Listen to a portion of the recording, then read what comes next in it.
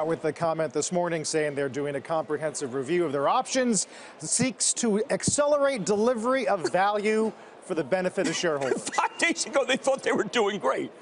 Now it turns out they weren't doing that great. So, I mean, I struggle with the overvaluation. And every time I say, listen, you got to leave, what do you sell? Well, how about we sell Procter? How about we sell Bristol-Myers? Wrong. Well, Jim mentions BMY. Icahn, as he said, is said to have taken a stake in Bristol-Myers. Sources telling the Journal that Icahn sees Bristol as a valuable drug portfolio that could attract a takeover. The paper says it is not clear how large a stake Icahn has bought.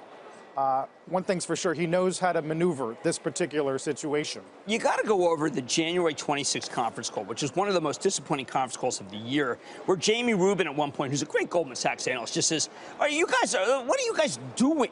I mean, you've gone from having the best oncology IO franchise, immunotherapy franchise in the industry, with significant lead over your competitors, to now handing that lead over to Merck, and in my view, squandering what was an otherwise extraordinary and enviable market position. And then they kitchen sink the quarter. And I come back and I say, all right, who's going to buy this $91 billion company, given the fact that it's lost its lead? Maybe they can come back, but Merck has got the momentum. It's got the mojo right now. Mojo. It does. Yeah, I was looking for the technical In particular, term. even for, I believe, they also had the non-small cell lung cancer treatment that did better than Optiva. This is when that all started. Far better. That was a... Far better. Optiva numbers are too high. Still Bristol-Myers.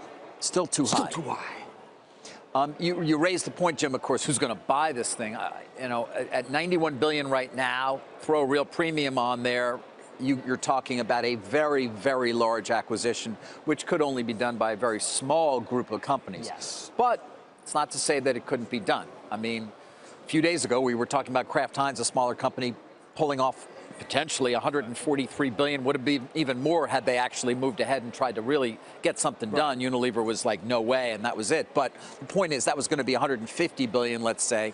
So it's not inconceivable. No. And I will tell you, when I talk to the bankers and lawyers who focus, of course, on transactions as their profession, they are expecting that we will see significant consolidation within the pharmaceutical sector, including what may be some blockbuster deals. Well, who? Don't know if it's going to be BMY, right? But it says at least you could see a number above $100 billion. Possible, but when Pfizer had its conference call, I didn't hear anything like that. Pfizer said they wanted to do it the other way. I don't see a Celgene, which has got a great immunotherapy, cancer doubling down. I don't see Johnson & Johnson, which just did a gigantic deal coming in here. They just did Actelion, so, which was a large deal. Merck doesn't need it because they're beating them. Merck may not need it. Eli Lilly. Any of your European-based drug makers that you could imagine? Well, they always seem to be, Sanofi always seems to want to play. Sanofi wants to do something. GlaxoSmithKline's still pretty big. AstraZeneca's pretty big. Obviously, the guys in Switzerland are all big. Roche. Well, that's who you have to hope for. But remember, the numbers are too high, and this is one that is a challenge company, and they didn't kitchen sink it, I think. That's what some analysts said. It was a quarter to end all bad quarters. Give me something to write home about besides one drug that is involved with defibrillation. Hey there, thanks for checking out CNBC on YouTube. Be sure to subscribe to stay up to date on all of the day's biggest stories. You can also click on any of the videos around me to watch the latest from CNBC. Thanks for watching.